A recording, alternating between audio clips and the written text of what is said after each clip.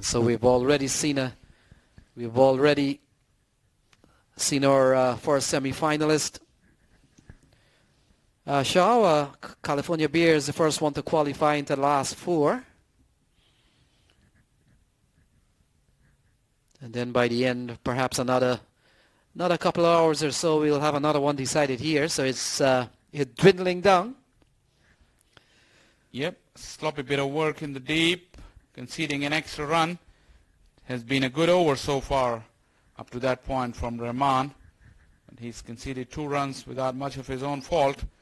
But looking at Morgan at the crease, he looked very, very balanced in his stance and seems to have a good platform to launch into some big hits. Sometimes there's a lot of batsmen who move around the crease a little bit too much. Morgan is not one of those, very stable. He went for the big one, big hee-haw, missed it. Rahman was appealing, but the umpire moved away. That was a good delivery. Looked pretty straight to me with a little bit of shape as well. Hit him on the back leg. Could have been quite close, Lenny. Yeah, the boys from New York is putting up a good show. They've made the quarterfinal, and you look at what's happening here. They've held their own against the Atlanta Griffin so far. We've seen some tidy bowling here from Rahman. Seems to induce some good swing here. Batsman not being able to negotiate. In fact, in the over so far, we've only seen 2 runs. This is the third. How many? 20? Is this a full game? No? Nobody's given us any information. So Morgan is driving well straight down the ground. He beats the man at mid-off and it goes away for 4. So that's a good-looking shot here from Morgan. He goes up to 12. It's 26 for none. Lovely shot. Excellent shot. And as we were talking about his balance earlier in the over, it's not one of the easy shots, but look at his balance and the bat swing straight down where it came from. The bowler was found ducking for cover rather than trying to take that catch because it was sweetly struck by Morgan. He looks in very, very good nick. Moves to 12 of 10. 26 without a wicket for Griffin. Oh, that's an even better shot through, square off the offside. And we'll run away here. Very fast outfield here at Central Broward Regional Park. So a couple of consecutive boundaries. And what was looking at a minimal under 10 runs per over has now gone up to 10. Couple of boundaries. Good looking shot from Morgan. Once again, back-to-back boundaries for Morgan. He waited very, very nicely on that. There was a good shape on that and quite full. But Morgan waited and brought his bat just down at the very last minute. Got it right off the middle of the bat and found the gap as well. Excellent batting. I've been saying the quality is outstanding in this tournament. And Morgan, having looked at him for the first 3 overs, he looks right up there. He looks in very good nick. 30 for 3 after 3, halfway through the power play. Yeah, they've done well. They've done well to get up to 30, and of course there's a reduction of a couple of overs here, Shah. Yes, we were running behind the schedule, so time's been made up. So this is an 18-over-a-side game. As this one is launched in the air, down on one knee. Has he got enough? Well, it bounces into the fence. Didn't get all of it, but just enough for the ball to trickle down to the fence. And Suraj Bali is telling Morgan, what you can do, I can do better. Yeah, that's a good-looking shot from Tim Suraj Bali. He's very strong on the onside. And as we have seen from his early innings, he's gonna use the backward square leg area to great advantage. He likes the ball going there. Again in the air. Fielders coming around will not get there. They'll come back for a couple of runs. So productive play again here from the batting side. And they've gone 6 in the over so far, 1-4 and 1-2. Suraj Bali's gone the aerial route again. This time he didn't time it as well as the previous one, but good enough to clear the infield. 2 more runs added to the total. And the flying start for Griffin continues. It's Nasiruddin. He's gone for 16 of his 1.2 overs. Ready once again. So Central Broward Regional Park in in glory of its bright light here. Cricket under the lights. Excellent delivery and a terrific take from the wicketkeeper standing up. He's already shown some great skills behind the stumps. Clean collection, good nifty footwork as well. Actually, Faisal, that's one of the top class keeper in this country. His name is Dehan Siddiqui or Nazmul Siddiqui, a couple of names that he goes by, and he's one of the top keeper. I'm not surprised. I'm not really surprised with the effort. He is really top class, and he's a top quality batsman too. So he's a good player here for Yankee Royals. Yeah, as you mentioned, he's going by a couple of names. Each of these names comprise Siddiqui. So let's go by Siddiqui for him. And as you're saying rightly, but you don't have to tell. When you look at him at his work, that's just enough of an introduction of how top quality professional he is. Excellent keeper. So ball taken on the pad, and what keeping up does to the batsman, it kind of restricts him a little bit. If you're a batsman who likes to bat out of your crease, you may have to just put that toes back or the foot back a couple of inches. Just make sure that you're not stumped. He's the one who took the initiative to decide to come up to the wicket after the first over, where batsmen were trying to maneuver and move around the crease. He's certainly been able to stop that. And the fact is, don't take the leg side. And this one is driven well. Good looking shot here from Suraj Bali. He gets through to long on, and the ball goes away for 4. He's up quickly up to 23. It's 40 on the board. He's got some moves as well, Suraj Bali. He looks like he's enjoying that. The 10 and over rate continues after 4 overs. It had been a very good over up until that point. Nasiruddin went for the Yorker, but Suraj Bali got underneath that and found enough of the bat, and you can see his moves, playing the guitar with his bat. That's nice to see. It's all about fun. When you play sport, you gotta love to enjoy it, and that's what Suraj Bali is doing, besides playing really, really well. Yes, Shaw. The fact is, in between the overs, there's a sound system out in the park. We don't get to hear it too much because we're a bit enclosed, and so those music that he's strumming his guitar to is really live music by popular DJ out in the field. So it's not only cricket happening. There's also musical entertainment around the ground. We saw the cheerleaders earlier on the day, and we also saw our famous mascot making the rounds. So never a dull moment here at the park. So Dwayne Johnson comes into the attack. Another good play out of the New York area.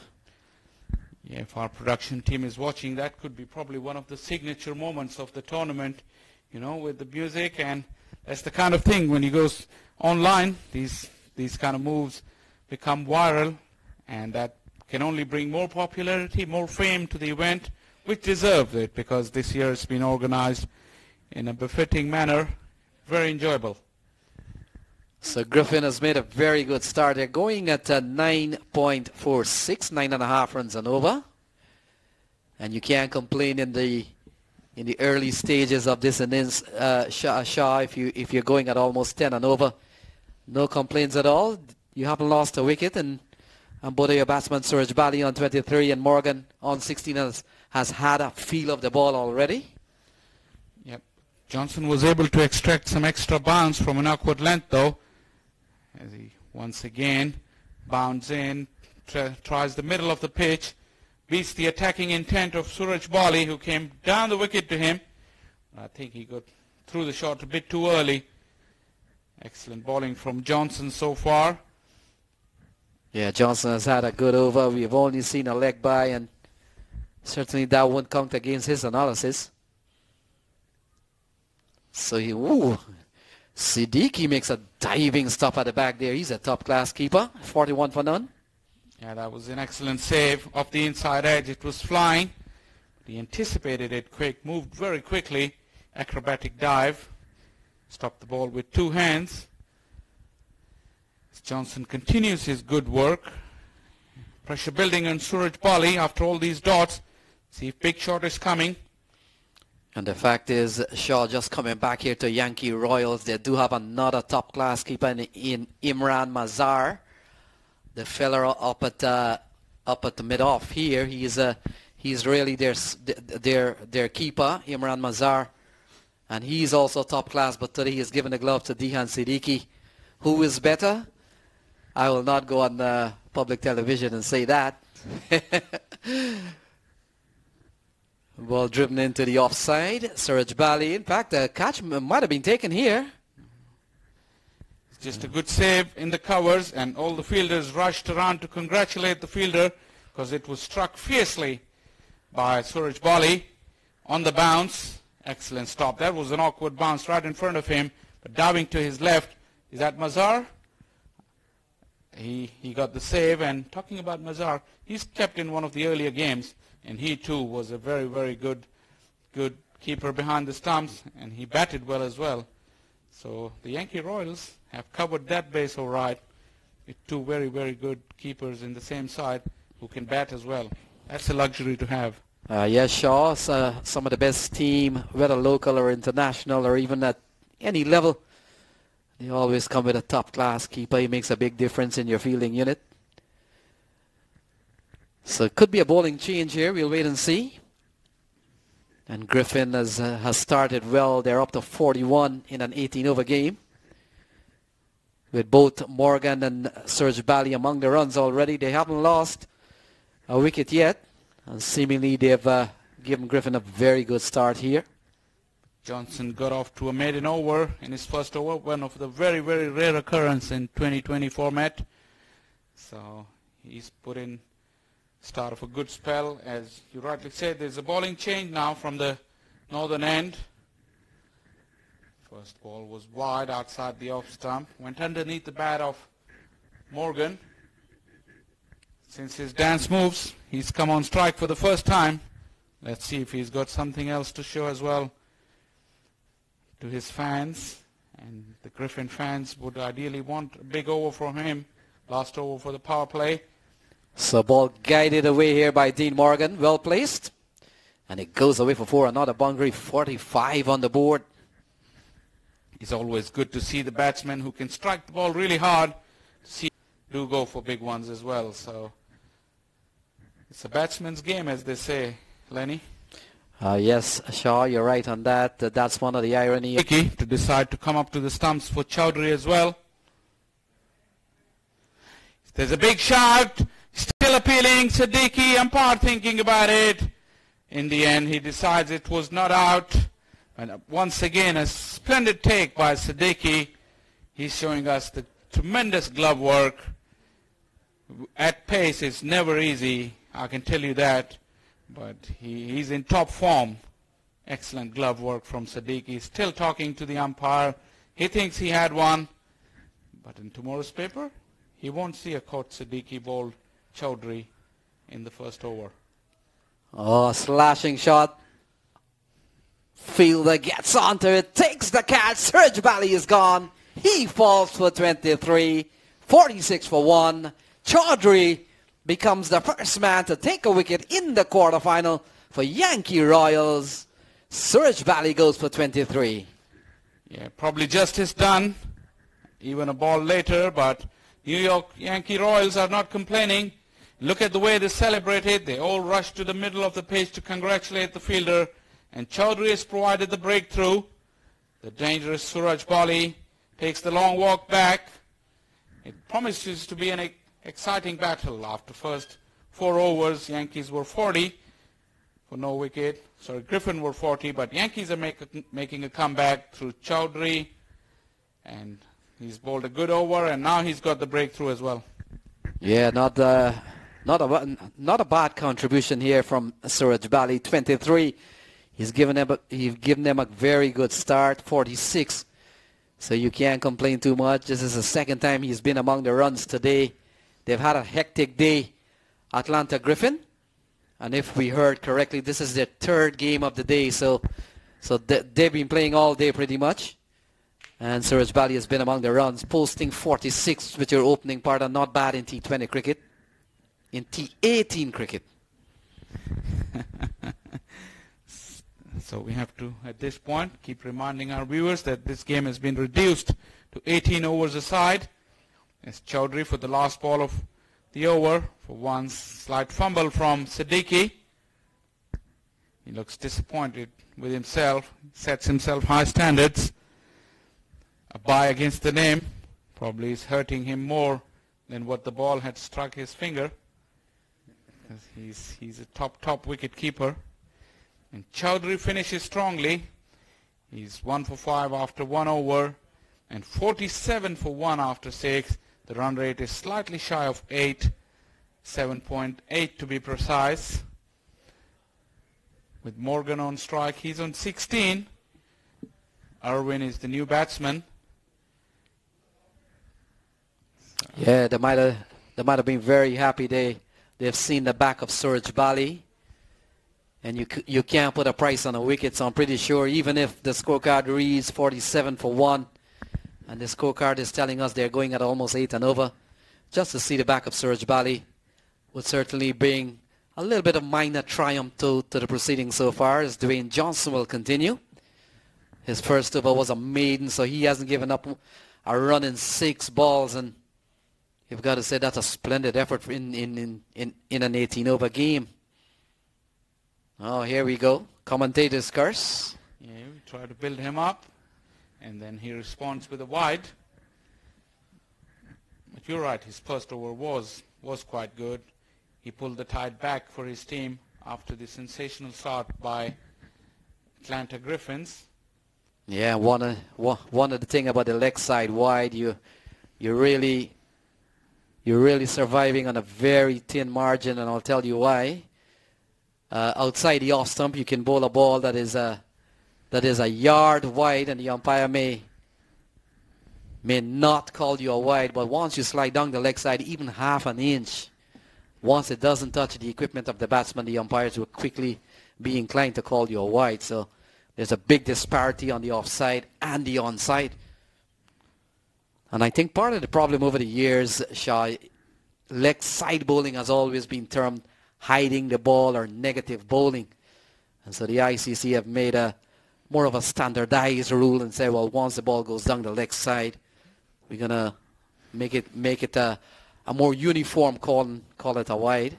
And that takes me back to the famous World Cup semi-final in 1979, Pakistan versus West Indies at the Oval. As the ball is dripped. Oh, a bit of misfeeling, and it will probably gone for 4. And what should have been at least only 1 ends up to be 4 on the boards, 52 for 1. A sloppy work in the deep. Johnson didn't deserve that, but it's conceded him 4 runs against his name. And Griffin's 50 has been brought up in the 7th over. Going back to that famous World Cup semi-final, Pakistan was chasing 293. And at T, back in the day, they had T in the one-day game, 60 overs a side. Tell you more about this after this ball. So in that game, when players went for T, Pakistan was roughly around 180 or 170 runs with only 120 to go, with 9 wickets in hand, and with Zahir and Majid being together for almost 150 runs. Clive Lloyd and his men decided that they will come back to the leg side line, pack the leg side field, and eventually they got both Majid and Zahir down the leg side, strangled. So this is an offside wide. Yes, certainly Shah, over the years, in fact the same era that you were talking about, bowling leg side was always deemed negative, or as more of a cricketing term, you're hiding the ball. And so these days, it's a little bit more different, quite different. That as a batsman, you already know going down the leg side is not going to happen. So you've already, as a batsman, should be looking towards middle and off to face balls.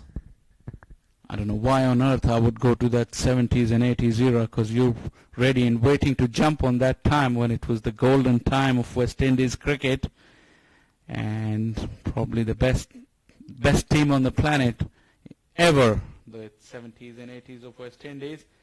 As we watch the big shot, slightly higher, in my opinion. Hit him on the thigh pad. As Irwin is telling Johnson, what you doing, man? This was too high. Yeah, a little bit of good friendly banter there. And one of the things that you've got to realize about franchise cricket is that friends and enemy, different days. And most of these guys, I'm pretty sure that Morgan and Irvin and Dwayne Johnson may have run into each other, may have played on the same team. And so they battle out in the middle there, but there's always a little bit of gamesmanship that happens here and there. After all, it's just a game. Yeah, absolutely right. This is the genuine gamesmanship, not the one famous one between Shane Warne and Marlon Samuels back in the day. Yeah, there have been some ugly ones. Dennis Lilly and me and Dad. Oh yeah. Yeah, there've been some real ugly ones where physical altercation has happened on the cricket field, as you mentioned, Shane Warne and Samuels and Lilly and me and Dad, all caught on tape. Yeah, there used to be a line between Lilly and Sylvester Clark. You the Bricky and me the Kiki. Yeah, and famous incidents. It's surprising that you mentioned the 70s and 80s because when you look back at Test cricket, those were the golden years because, as you know, you've followed the game all over the world. When it came around to the 90s, one get the impression that Test cricket was beginning to probably lose some of the vitality it had in the 70s and the 60s. You're absolutely right. I would include 80s as well. Up until that point, still it was fierce. I happened to watch a video on YouTube the other day. It was an Adelaide Test match, Australia versus West Indies.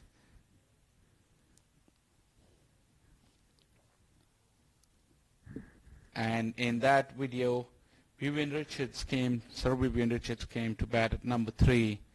And the wickets were tumbling all over him, but it appeared he was batting on a totally different planet.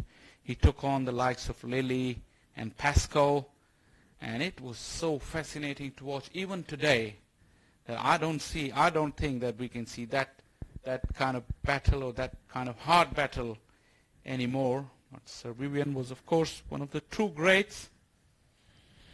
Yeah, well, one of the things, Shaw, this one is driven well. Morgan picks up another boundary. He goes up to 29. It's 58 for 1. Good straight drive, straight on the ground. That's a lovely shot for 4. And the fascinating thing was that when Sir Vivian Richard got out after lunch, he'd only scored 75 runs. But if you watch the quality of that 75 runs, it is worth in gold. I mean, I cannot describe in words how fascinating the stroke play was under intense pressure. And it was truly, they're right. Test cricket is a men's sport. So cheeky single taken and ball striking the stumps here from Chaudhry. And all his efforts goes for an extra run. An overthrow off the ricochet. And the score goes up to 60. And certainly Shaw coming back to the golden age, as we term it in Test cricket. First of all, that was the only cricket being played at the international level. So all the emphasis was on just white clothes and red ball cricket. No one thought of limited overs. T20 was never in the picture. And what we saw in the 60s or in the 70s or early 80s was passages of play that resembled what T20 cricket would look like these days. For example, Viv Richards, he played Test cricket as if it was a T20 game, played shots all over the ground. Desmond Haynes and Gordon Greenidge, they were both attacking players. Clive Lloyd, Rohan Kanhai, they played shots. Majid Khan, Zahir Abbas, Harun Rashid, they played shots all on any bowling. And the quality of the stroke play was amazing against some of the world's most fierce bowlers, and without much protective gear that we see all these today. I mean, with all due respect to today's cricketers, they are fantastic cricketers in their own rights, but if you look back at some of those passages of play, as you said, there was still fresh in your memory, no matter how much time goes by. But when you watch him, you still feel the goosebumps and the neck, the hair stand on the back of your neck, watching that fierce battles. Oh, that's part of the cricketing folklore that we love. But we are here in Florida. And US T20 is in full glory. Knockout stages. Griffin is 62 for 1 after 8.1 overs. And this man Johnson here he's bowling well. He's bowled 13 balls. He's bowled relatively well. He's only given up 7 runs, so the captain would be quite pleased with his effort. He has certainly held on one end of the pitch. Johnson is the one who put the brakes on initially. Starts off with a dot ball again. He seems to bowl that heavy ball. He's just hitting into the pitch and not giving enough room for the batsmen to free their arms. Yeah, he's a quality player. In fact, he's a top all-rounder. He's a good batsman too. I'm pretty sure when it becomes his turn. Wicket falls. And it comes at the right time here. Johnson was bowling well. Enough pressure has been applied. And Irvin goes for 1. Is 62 for 2, rewarded by a good wicket here, Shah. Yeah, some persistent bowling, some good pressure, and some discipline shown by Johnson, and a very, very just reward for him. He's got his wicket. He's got his man. He was appealing against him in the last over. This time he didn't need any help from the umpire. He hits the bullseye, and as they say, you hit, you miss, I hit, and Irvin celebrates. 2 wickets down now for the Griffins as the Yankee Royals in their huddle celebrate. 8.3 overs gone. Big swing from Irvin, yielding him no results, and Johnson winning that little battle. In the last few overs, we see that Morgan has been starved of strike, and the momentum that he's built in the earlier part of his innings, he's kind of stalled a bit, and that's resulted in the dip in the run rate for the Griffins as well, which is after 8.3 overs, only 7.3. And at this rate, they will only reach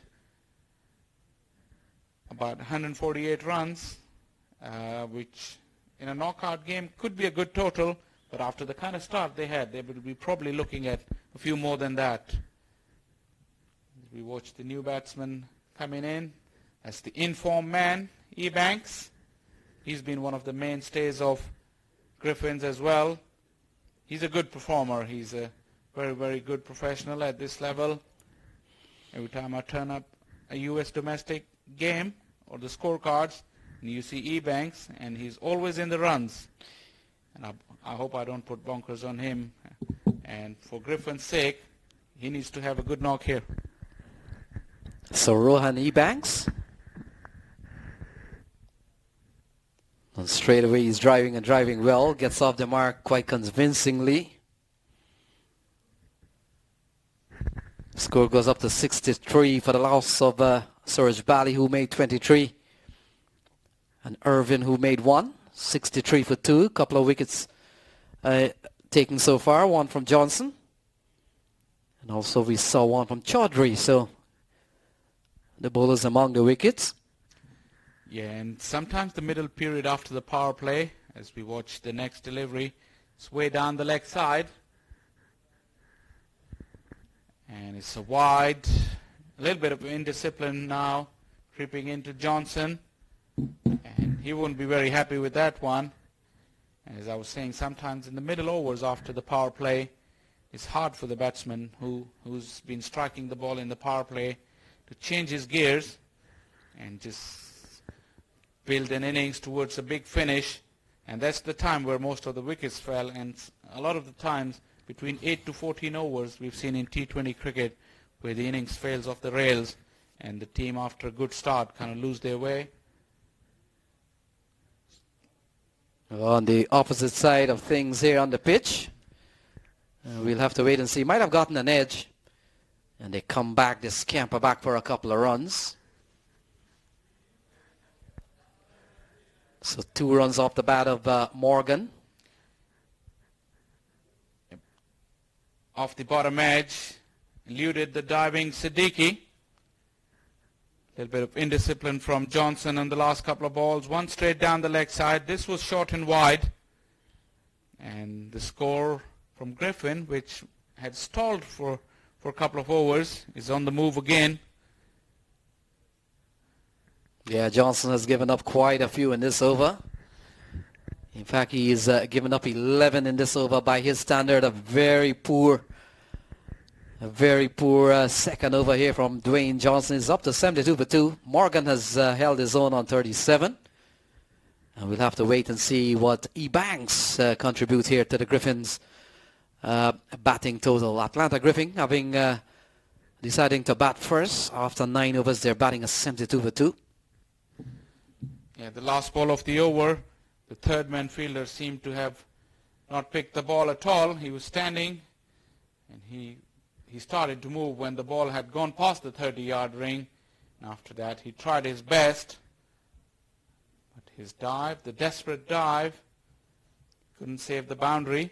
As you rightly said, Johnson, last 3 balls of his over went for 10 runs, spoiling his figures, which were excellent up until that point. And once again, as I was saying, the Griffins' innings is on the move. With 9 overs gone, 74 for 2. They're scoring well above the rate of 8 per over. And with wickets in hand, if they keep consolidating for a few overs, they will have a very, very good platform to launch a big assault towards the later part of this innings. Interesting battle going on. Seesaw battle with Atlanta getting off the blocks quickly. Royals making a comeback. And now Atlanta is on the move again.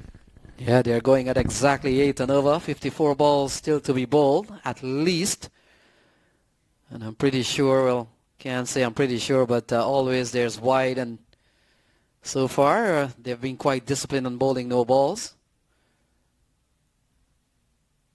And we've got to say, last night I was watching a little bit of the feed.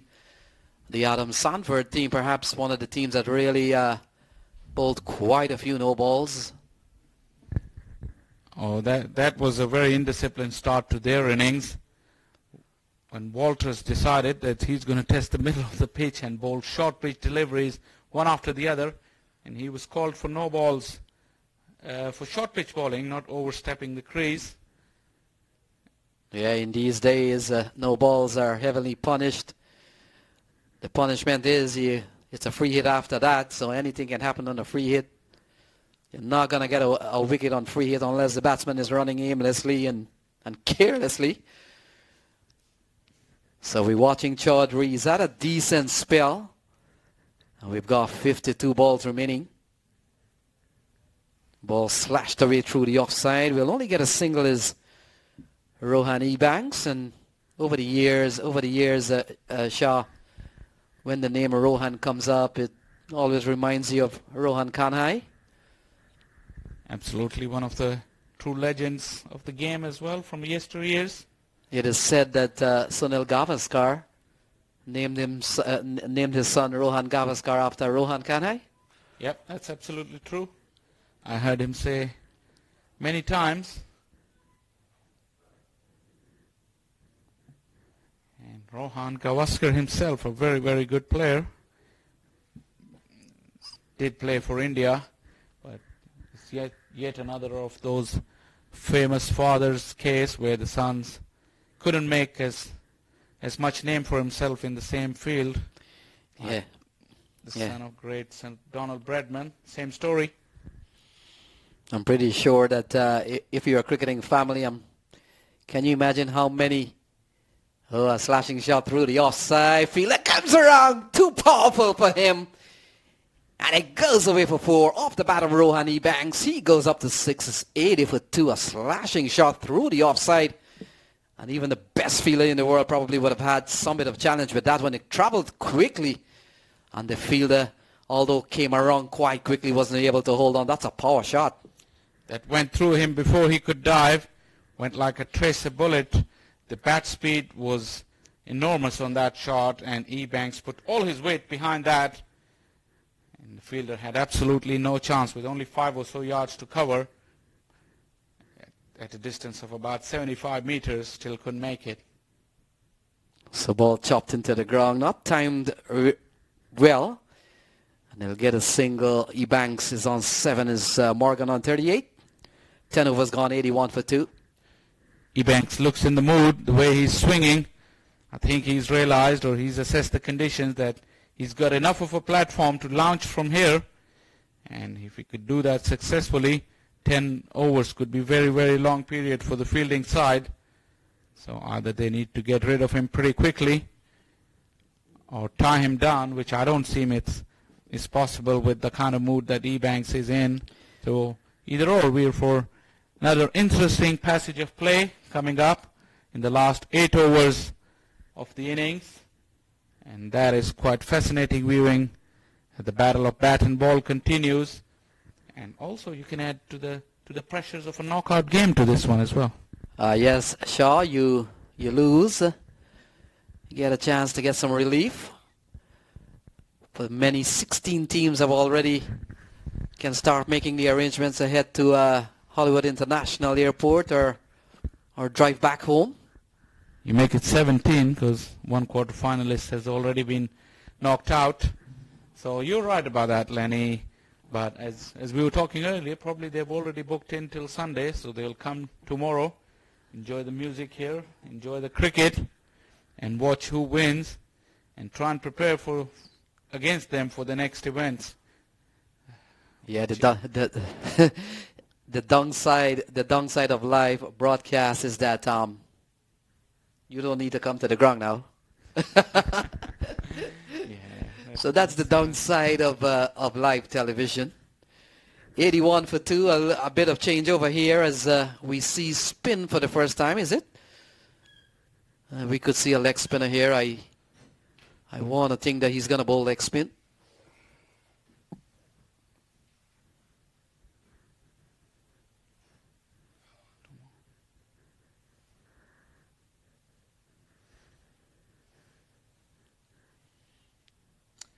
Yeah, Singh is into the attack from the southern end.